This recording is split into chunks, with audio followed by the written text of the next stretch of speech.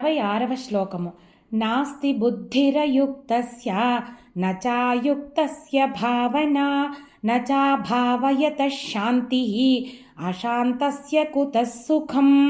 ఇందులో ఏం చెప్తున్నారంటే, ఈ బుద్ధి ఎప్పుడైతే, చిత్తం ఎప్పుడైతే శుద్ధి అయిందో అటువంటి ప్రశాంతమైన స్థితి వల్ల జన్మకి సార్థకత్వం వస్తుంది, స్థితప్రజ్ఞుడవుతాడు. ఇవన్నీ మనం చెప్పుకున్నాం కదా.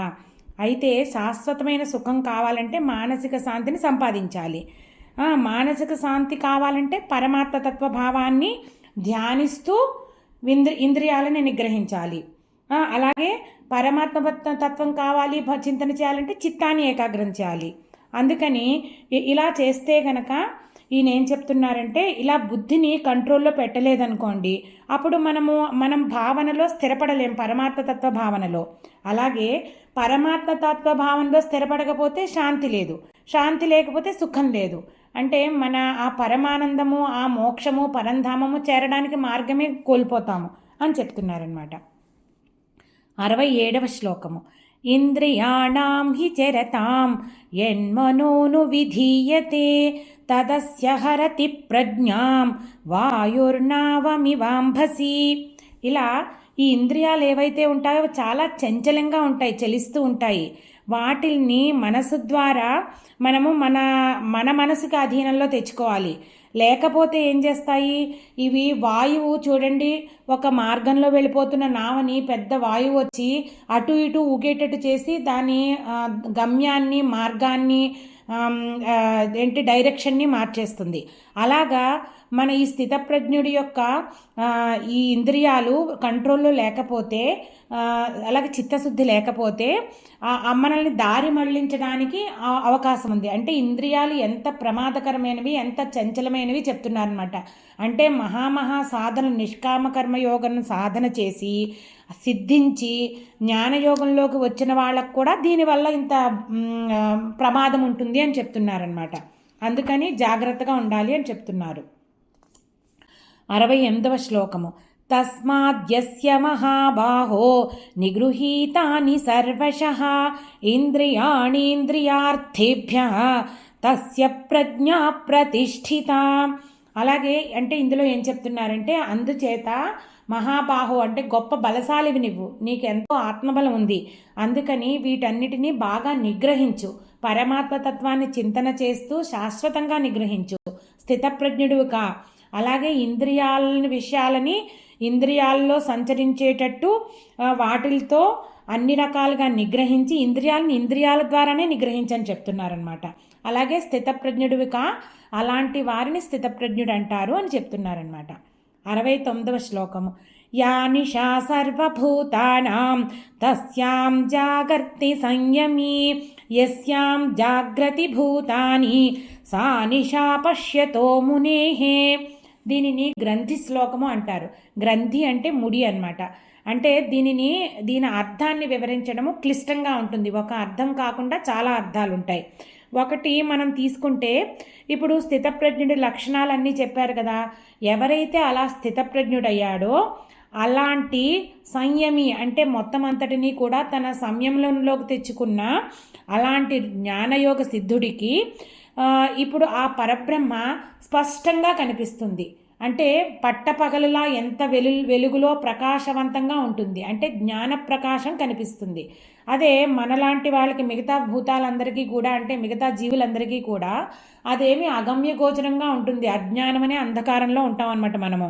అలాగే ఎక్కడైతే జాగ్రత్త భూతాని అంటే మనము ఈ విషయాల పట్ల తిరుగుతూ ఉంటాం కదా, ఈ ప్రపంచం అంతా తిరుగుతూ ఉంటాం కదా, వీటన్నిటిలోనూ మనం చేతనగా ఉంటాము. అవన్నీ కూడా ఏంటంటే వాటన్నిటి పట్ల కూడా మనకి ఏదైతే పగలో అంటే మనం వేటితోటి రమిస్తూ ఉంటామో వాటి నుంచి అతీతంగా, వాటికి దూరం పెట్టేసి వీటికి అతీతంగా దూరంగా ఉంటారనమాట ముని. అంటే మనకి ఈ భౌతిక విషయాలు ఏవైతే ఉన్నాయో అవే పగలులాగా, అవే ప్రకాశంలాగా మనం తిరుగుతూ ఉంటాము. కానీ స్థితప్రజ్ఞుడు వీటన్నిటికీ అతీతంగా వాటిని షట్ చేసేస్తారు, టోటల్గా ఆ డోర్ క్లోజ్ చేసేస్తారనమాట. అలాగే ఏ రకమైన వ్యవహారాలంపడంలోనూ చిక్కుకోరు ఆయన. సో ఆ పరమాత్మ దర్శనము, ఆ పరమాత్మ చైతన్యంలోనే స్థితంగా ఉంటారు, అది చెప్తున్నారు. 70వ శ్లోకము. ఆపూర్యమాణమచలप्रతిష్ఠం సముద్రమాపః ప్రవిశంతి యద్వత్ తద్వత్ కామాయం ప్రవిశంతి సర్వే సశాంతిమాప్నోతి న కామకామి. ఇప్పుడు ఏంటంటే మనకి వానాకాలంలో చెరువులు బావులు ఇవన్నీ కూడా వానాకాలంలో నిండుగా ఉంటాయి, వేసవకాలంలో ఎండిపోయి ఉంటాయి. అలా ఈ రకంగా మనకి మార్పులు కనిపిస్తూ ఉంటాయి. కానీ మహాసముద్రం చూడండి, వాటికి ఈ పరిస్థితులన్నిటి వల్ల కూడా ఏ రకమైన తేడా ఉండదు. నిశ్చలంగా గంభీరంగా అలాగే ఉంటుంది, ఏ మార్పు లేకుండా. అలాగే ఎవరైతే అలాగే ఈ నదులన్నీ కూడా ఏం చేస్తాయి, సముద్రంలో కలుస్తాయి. దానివల్ల నదులు కలవడం వల్ల సముద్రంకి ఏ రకమైన మార్పు కలగదు. అలాగే నదులే అస్తిత్వాన్ని కోల్పోతాయి తప్పించి. అలాగా ఎవరైతే ఈ స్థితప్రజ్ఞుడు ఉన్నాడో వారికి విషయాలు వచ్చినా కానీ అంటవు.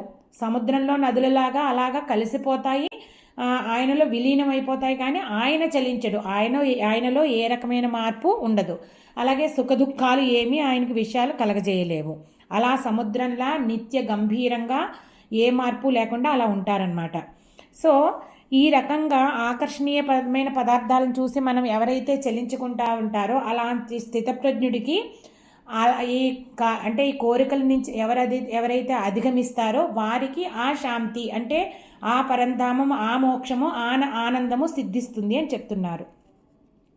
71వ శ్లోకము. విహాయ కామాన్యః సర్వాన్ పుమాంశ్చరతి నిస్పృహః నిర్మమో నిరహంకారః సశాంతిమధిగచ్చతి.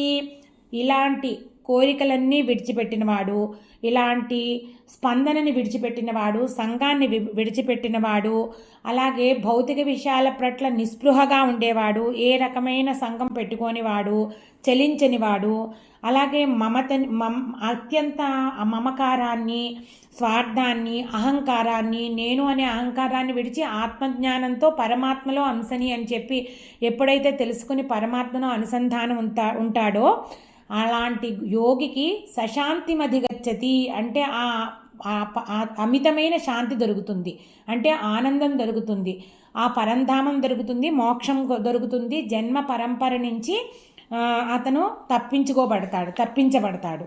అది చెప్తున్నారనమాట. 72వ శ్లోకము. ఏషా బ్రాహ్మీ స్థితి పార్థ నైనాం ప్రాప్య విముహ్యతి స్థిత్వా స్యామంతకాలేపి బ్రహ్మ నిర్వాణమృచ్చతి. ఇప్పుడు ఏదైతే పై శ్లోకంలో చెప్పిన స్థితి ఉందో అందులోనే మరణకాలం వరకు స్థిరపడిపోయారనుకోండి, మధ్యలో ఏ రకంగానూ చెలించలేదు, ఇంకా వెనక్కి వచ్చి అజ్ఞానంలో పడలేదు. అలాగ వార్ధక్య దశ దాటి మరణకాలం వచ్చే వరకు కూడా అదే ఆత్మజ్ఞానంతో అదే పరమాత్మతో అనుసంధానం చేసుకున్న బ్రాహ్మీ స్థితిలోనూ ఎవరైతే ఉంటారో ఆ తర్వాత కూడా వాళ్ళు బ్రహ్మ నిర్వాణం మృచ్చతి, ఆ పరబ్రహ్మలో అంశం కింద అనుభవంతో ఇక్కడే వెళ్ళిపోతారనమాట. అంటే వాళ్ళే పరమాత్మ అయిపోతారు, ఇంకా వాళ్ళకి ఇక్కడే మోక్షం లభిస్తుంది. ఆ బ్రహ్మానందాన్ని అనుభవిస్తూ ఆ పరమాత్మలో స్థితమైపోయి ఇంకా అలా ఉండిపోతారంతే. అది చెప్తున్నారనమాట. శ్రీమద్భగవద్గీతాసు ఉపనిషత్సు బ్రహ్మ విద్యాయాం యోగశాస్త్రే శ్రీకృష్ణార్జున సంవాదే సాంఖ్యయోగో నామ 2వ మనము ఈ రకంగా సాంఖ్యయోగం అని 2వ అధ్యాయాన్ని సమాప్తం చేసుకున్నాం. నా ఈ ప్రయత్నం మీకు నచ్చినట్లయితే భక్తి అన్లిమిటెడ్ ఛానల్ని సబ్స్క్రైబ్ చేసుకుని మీ అభిప్రాయాలను కామెంట్స్ రూపంలో తెలియజేయండి.